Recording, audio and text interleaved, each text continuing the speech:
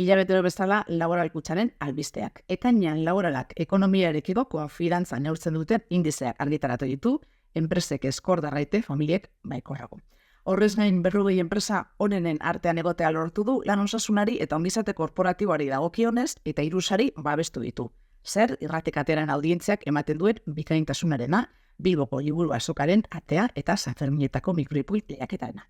Kiroletan akordioa sinatu du IDK Euskotrenekin emakumezkoen saskibaloia sustatzeko, garaipenak txerredura hiltzan, Espainiako txapelketetan, montañas zirkuituan eta Pirinetako turrean, eta hainbat proba babestu ditu, Costa Trai, Ondiz triatloia, La Sardina zeharkalea eta Plazantreok buruzburuko txapelketa.